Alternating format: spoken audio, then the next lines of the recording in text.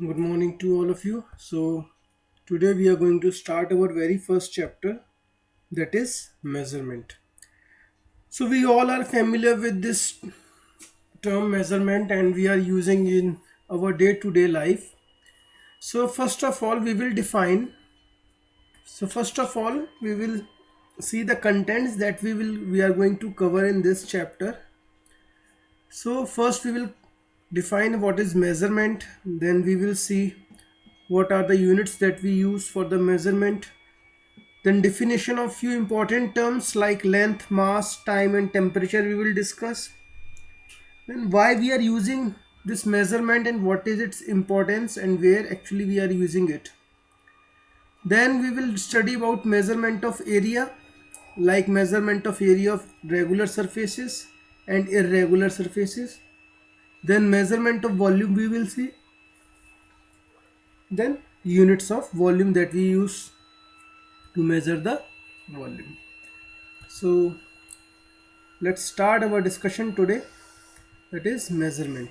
So measurement is the process of comparing an unknown quantity with a known fixed quantity. Okay, and the quantity that can be measured is called a physical quantity. For example, what is the length of eraser in centimeter? Okay, so here unknown quantity is the length of this eraser and the known standard quantity is the graduations of this ruler. That is, if you have seen the ruler, it is graduated in terms of centimeter on one side and in terms of inches on the other side. So what is my known standard quantity? My known standard quantity is this centimeter, and the unknown quantity here is the length of the eraser. So if you wish to measure the length of the eraser, you can put the eraser like this. Okay, it's one end should coincide with the zero of the scale, and then you will measure till there, till the length of its or till its next or end point. So what is the distance between these two endpoints will give you the length of the eraser in centimeter. So like we have compared this unknown quantity with the known fixed quantity, that is the centimeter. Then what is the mass of the pumpkin in kilograms? So pumpkin is our unknown quantity and the mass is and the kilogram is our known quantity. So whenever you put it on the spring balance or on the digital balance or even on the beam balance, the unit indicated by that balance is actually in terms of kg. So it will tell us that this pumpkin is, suppose here it is written as 4 kg, so it will tell us this pumpkin is of 4 kg. So 4 kg is our known quantity and standard quantity. Okay, kg is the standard quantity and unknown quantity is this pumpkin, mass of the pumpkin. Similarly, third fundamental physical quantity, that is time. So you must have seen these type of instruments whenever you are measuring the time. So duration of an event is the unknown quantity. For example, whenever you are sitting in a class, the duration of the period is actually the unknown quantity for you. But that duration, if I said the period is of 40 minutes, that minute is our known standard quantity. So we are able to know that after 40 minutes indicated by the watch, the period is going to get over. Okay, so again this is our known quantity, that is time, and unknown quantity was the duration. So in the first, second and third activities we measured the following quantities: length, mass and time. So these are known as the physical quantities because we actually can see and measure these quantities by using the instruments. So what is physical quantities? Those quantities that can be measured directly or indirectly are called as physical quantities. Few examples of physical quantities are like we measure the length of the eraser, mass of the pumpkin, then time or we can say duration for an event, then area, volume, temperature, etc. Okay, so these are the few physical quantities that we encounter in our day-to-day life. Okay, now the question comes, can we measure everything? Okay, we cannot measure the following like happiness, sadness, anger, respect, beauty, love. Okay, these things we cannot measure. Okay, there is no scale which has been made which can measure the quantity of. Okay, so these are our feelings. We cannot measure the feeling. We cannot measure how much happy a person is, how sad a person is actually, then what is how much someone is angry, and what is the unit to measure the beauty of any person, or how much a person loves the other person. So these are the feelings that we cannot measure. So we can say that these are not physical quantities. So physical quantities are those quantities which can be measured, otherwise they are not known as the physical quantities. Now whenever we say that we will measure something, for that we need some units. Okay, so distinguish between the different type of measurements. For example, if we wish to measure the mass, we need the unit of mass, that is kg or gram or ton or quintal for etc. Suppose if we wish to measure the length, then again we need some units like meter, centimeter, millimeter. So what is unit? A unit is a known quantity known as a standard for comparing the quantities of the same kind. Like I have said, kg, meter, second, these all are the units. So these are known as a known quantity, and when we compare it with the unknown quantity, we came to know the value of that physical quantity. Now when I said the value, so when suppose if you put a pumpkin on the spring balance and you got a value as 4 kg, so that 4 kg is known as the magnitude. So the value we get on measuring a physical quantity is called its magnitude. Okay, and magnitude can never be negative. Okay, magnitude should always be positive. So q is equals to n into u, where q is the magnitude of the physical quantity. Like when I said 4 kg. Okay, so in that 4 kg, 4 is the magnitude and n is the numerical value and u is the unit. So when I said 4 kg, so 4 kg is the magnitude. In this 4 kg, 4 is the numerical value and kg is the unit.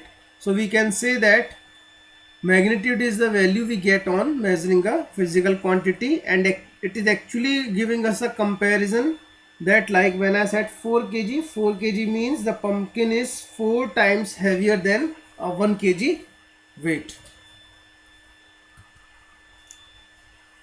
Now the term that is SI unit. Okay, so you must have studied about the system of units like CGS, MKS, SI.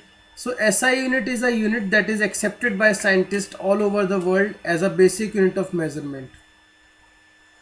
Okay, so whenever we are whenever we are constructing anything which should be accepted all over the world, then in that case we have to put each and every measurement of that quantity in terms of the SI unit. For example, SI unit of mass is kg, SI unit of length is meter, SI unit of time always is second. So whenever, suppose if you are constructing, if you are making anything, then you have to write the measurement of each and every physical quantity of that object or that thing in terms of the SI unit only. Then only it will be accepted by the scientists all over the world. So SI unit is a unit that is accepted by scientists all over the world as a basic unit of measurement. Now few important terms. Length.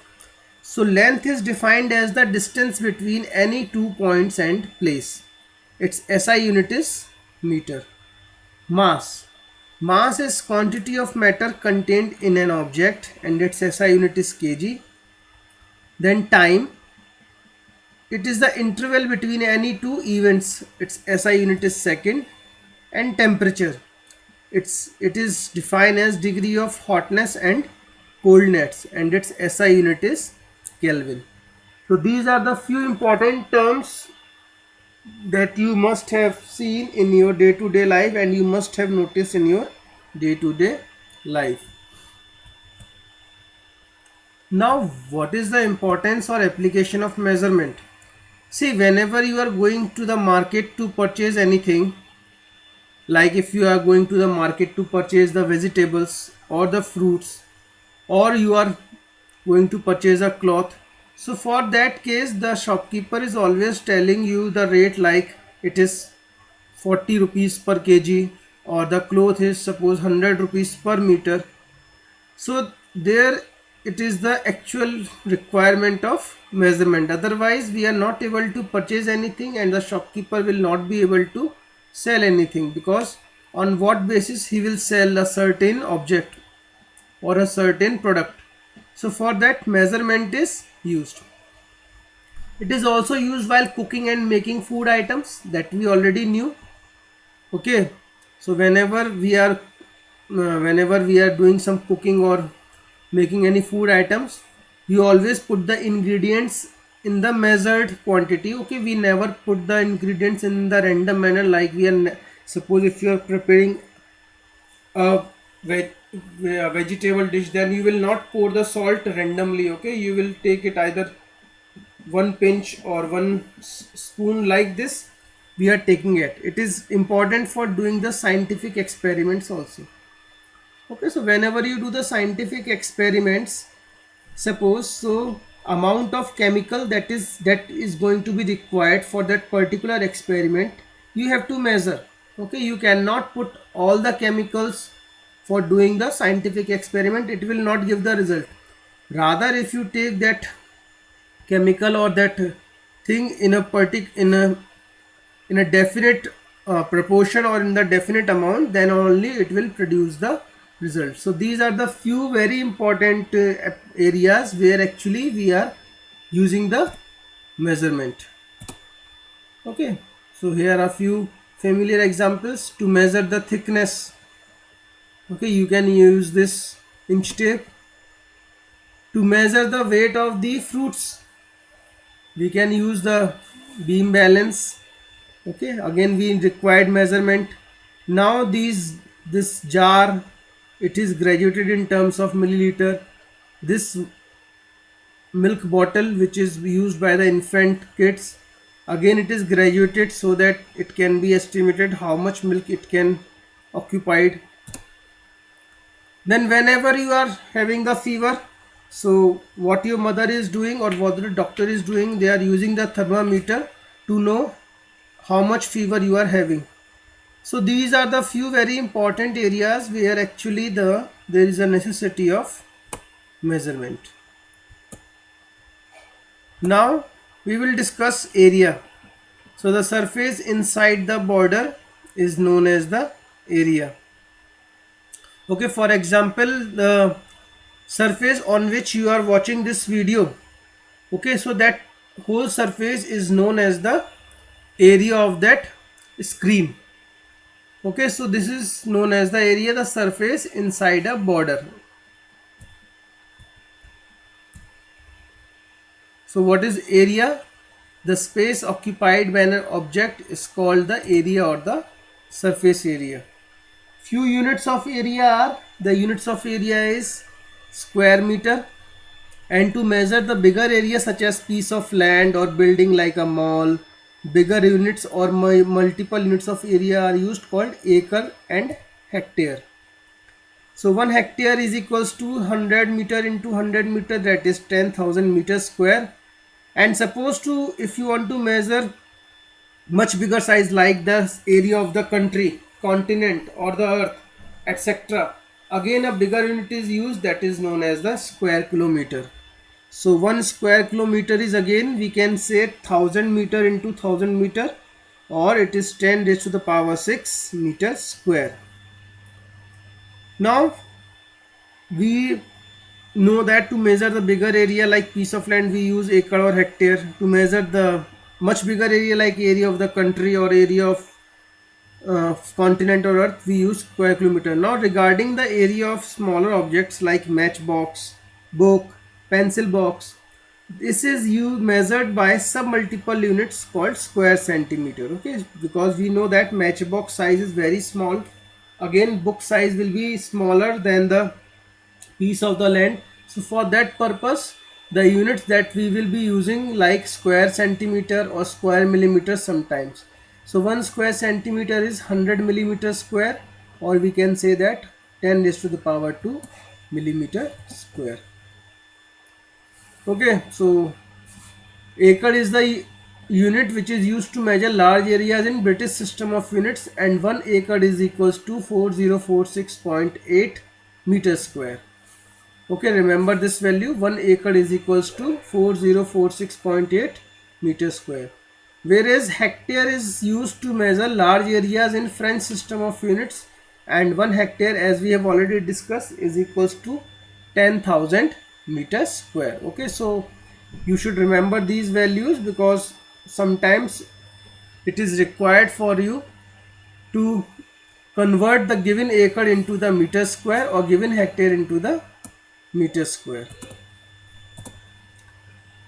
Now regarding the regular surfaces, okay, regular surfaces like trapezoid is there, parallelogram is there, rectangle, square, triangle, circle. Okay, you must be familiar with rectangle, square, triangle and square, triangle and circle. Okay, so whenever you want to measure the area of these kind of regular surfaces, you have some standard formulas. Like for the area of rectangle, the formula is length into breadth. For square, your formula is side into side.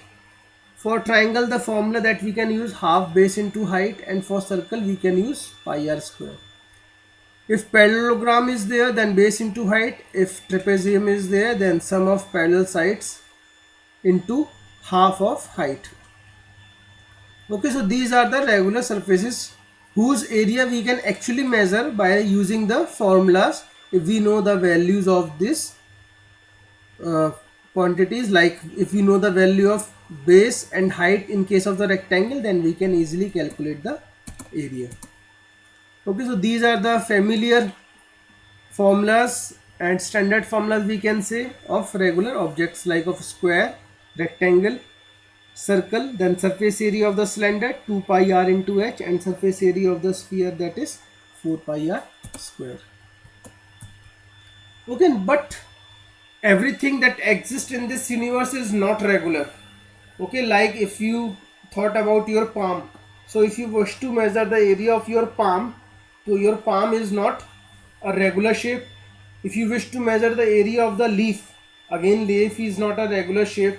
So for that purpose, or so for that application, what we are using a method to calculate the area of an irregular object.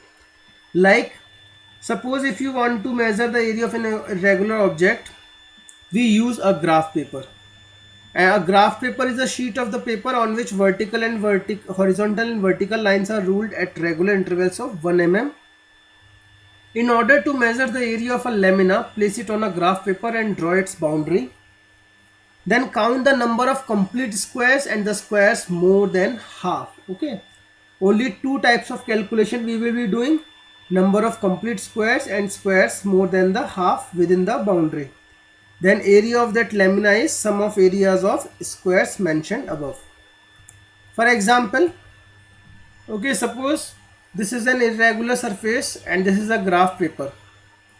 Okay, so this it consists of several number of identical squares. Okay, you can see here.